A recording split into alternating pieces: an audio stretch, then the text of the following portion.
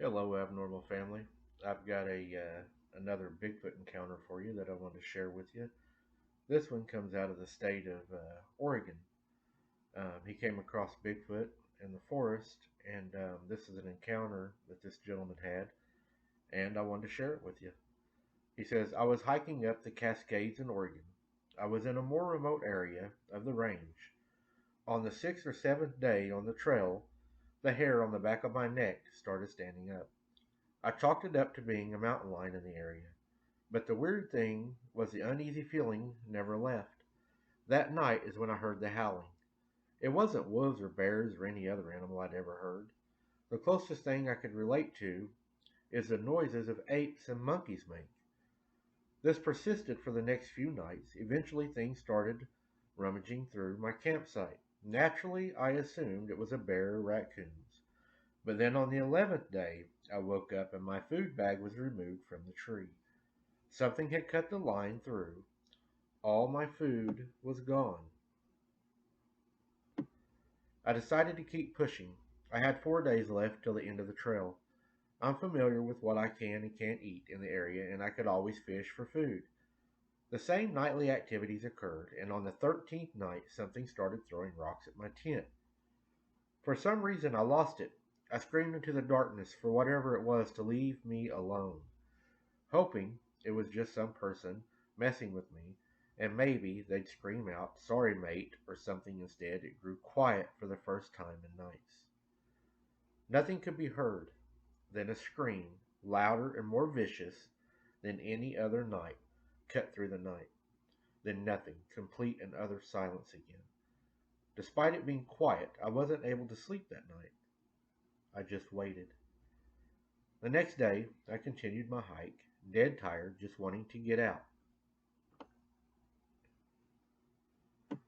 The hair on the back of my neck still standing, the forest still quiet. I felt like I was being hunted. Towards the end of the day, I had sat down to rest before pushing a few more miles, and I saw it.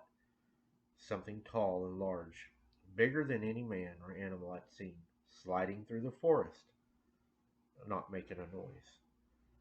I yelled at it. It turned to look at me. I never get a good look at it through the trees and the brush, and it was dark, but I knew whatever it was, it caught this. I threw a rock at it, and then I pulled my knife. This thing just kept staring at me. I don't know what kicked in, but I no longer felt scared. I felt angry, and I ran at the thing. I ran from me, and I chased it into the woods. It had long strides and easily outpaced me, but I continued to chase. After several minutes, I gave up and collapsed in the exhaustion. I rested for a bit before backtracking the way back to my backpack and resting area. I was tired and made camp there. Another night of silence when I woke up the next day and had about 10 miles till I was out. Exhausted, hungry, mentally drained, I made my way out. As I got closer and closer to the end of the trail, the typical forest noises returned. Birds, bugs, mice running through the undergrowth. All these noises slowly returned. I no longer had this feeling of unease. I got to Trail's End, sat in my car, and cried. To this day, I still pass it off as someone messing with me. But the way the thing that moved in the forest, I just don't know. I told a park ranger about it, and he jokingly said they have a bunch of Bigfoot sightings in this area, but most likely it was a local person. is what I tried to make my mind up to be. But the game warden laughed at me and said I wouldn't be surprised if it wasn't a wood booger that was following you. They're known to follow a lot of campers. They hardly ever hurt anybody. They mostly want your food, or they like to rummage through the stuff, or sometimes just curiosity to follow you and study you, I believe. But on that few rare instances, they have killed people in our parks. And whenever they kill people, we have to shut down sections of our park, and a cleaning team will come in and take care of the issue, like you would with a rogue bear or a mountain lion that would attack somebody. They become what we consider a danger nuisance. 3 days after this had happened, I went back to speak with the ranger because he had been so forthcoming to me. Very nice, polite, and with a lot of information. But whenever I went back to talk to him, they told me that he had no longer worked there. And after doing some research, I finally was able to find his name and found out that he lived in the same town that I live in Oregon. So I made my way to his house, wanting to thank him and possibly get a little more information for what was bothering me and my night sweats and my nightmares that I was still having of that beast looking at me. When I arrived, I knocked on the door. A young, blonde lady answered the door, very polite, a little kid standing at her side. You could tell she was tired from taking care of the child all day. I asked her if her husband had lived there and given her the name, and I called him by name. She said, yes, my husband was the ranger at the park, but he no longer works there, and I asked her if it would be possible to be able to speak to him.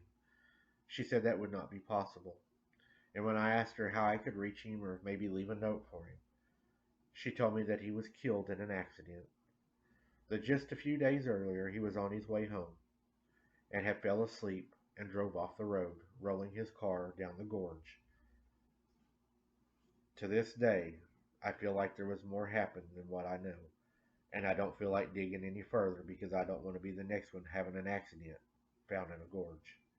I wanted to share this with you, and I hope you all enjoyed this. Until next time, guys, keep your head on a swivel.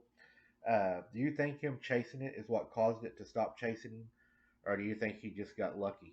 Maybe it wasn't as big of a rogue one as the other ones? Or what do you think was able to give him the advantage to be able to get away and for it to move away from him? I'm sure it wasn't afraid of him, as these things know they could just rip us apart. Let me know, guys, what you think happened and why it didn't chase him. But until next time, guys, keep your head on a swivel, and we'll see you on the next one.